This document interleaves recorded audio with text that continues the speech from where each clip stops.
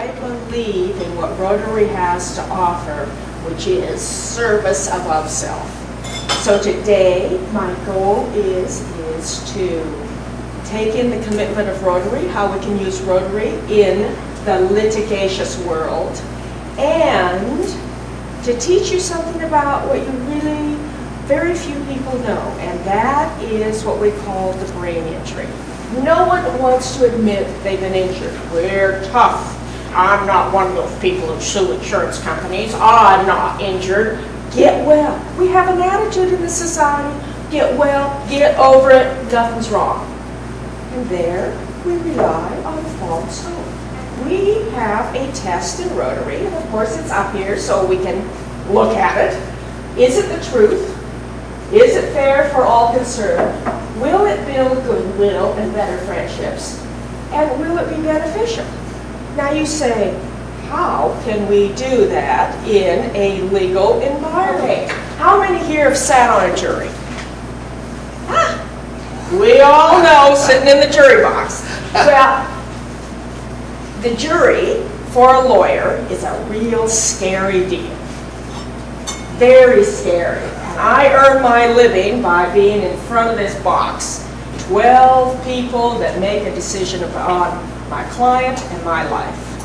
Now, to me, the jury is the ultimate. It's the place of last resort. No one wants to be there because can we teach the jury how to do the four-way test and apply it? And I believe the jury is set up to do the four-way test. They listen to days and days of testimony, and then they're asked to make a fair decision. They are not asked to make a punitive decision. They are asked to make a fair decision. Okay? I'm here to teach you within the system of the four about a very small, but it's growing, subset of an injury and personal injury, and it's called the closed head injury or the traumatic brain injury. And to do that, we need to start thinking about who we are in American society. We are active. We like to bicycle, we ski, we rock climb, we jog, we drive.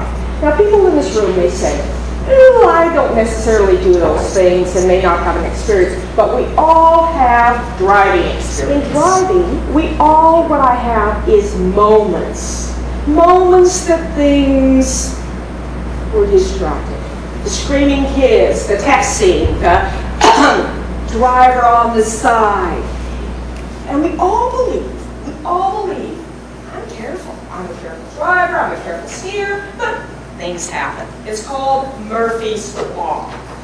So you can be very careful, but boom, you goof. You have a moment. I've seen you do that. And that's why I don't know my bicycle anymore. So I'm going to go through two stories that one is the case that I was just in the courtroom with, and then I have a friend, a trial lawyer, who also does head injury, and he represents football players, couple players. So my fellow was driving, rented his car, little Pontiac, in San Diego, California. He was on business. He runs the West Coast business car company. And while he was leaving from a business meeting, this big boy, he looks up in his rear view mirror and says, oh dear, I got this big boy coming up my backside. What shall I do? Well, put the right between the left traffic, so the big boy comes straight into it. So this is the actual car. Now, what you don't see is there's also damage on the front end of this car because the big boy smacked into him, pushed him into the other car, and my client doesn't even remember the second impact. His first memory is is he's standing outside the car. This is where the four-way test comes in. At the scene, the driver in that truck rushed up to my client and said, "Hey man, why were you in my way?" You know? Not what you would say applying the four-way test. Now, he went back to his trucking company and he was fired for not taking drug tests.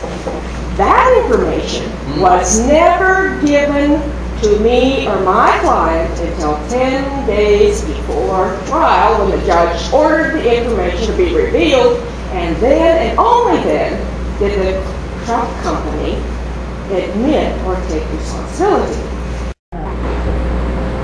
So, Arlen never had been in an auto accident, relied on hope. Hope and prayer that he would get well. 31 years old. Because the story of Arlen is at 20, he started with his company, making $6.50 an hour.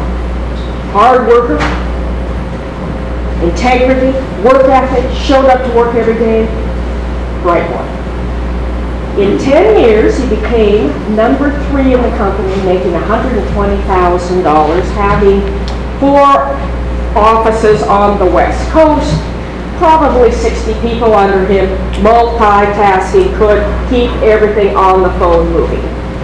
So he was a hirer, and after the accident, 2007 was the accident. Okay.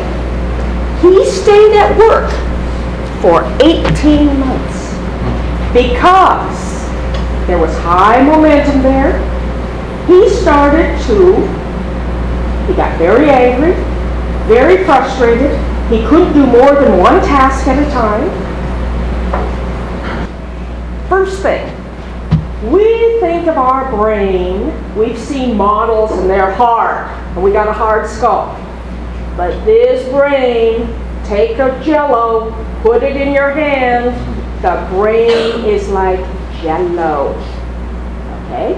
So now imagine Jell-O put in a plastic container, the kind you used to have on Grandma's table, and you take that plastic container and you throw it across the table.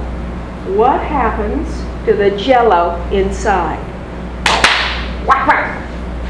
That's what happens to the brain on impact. They're little nerve cells, and what happens is they break, they twist. So the symptoms that happen to the brain injury, these are just 3 of them: memory loss, confusion, concentration. But if you hit the front of your head, it's the executive function. If you hit the back, you'll have vision and dizziness. The statistic is 1.4 million people in the United States a year have a mild traumatic brain injury. 85% recover in 4 months. 15% don't. So, this information, and this is known to insurance agents, is known to the public who deals with injuries. And if they're astute, they're going to know what it takes to get someone well. Because one of the keys is early intervention, rest. That sounds like a big, expensive one. And usually the brain therapists, to get them reworking their brains, to take the multiple cells that are still available, the axons, and retrain them.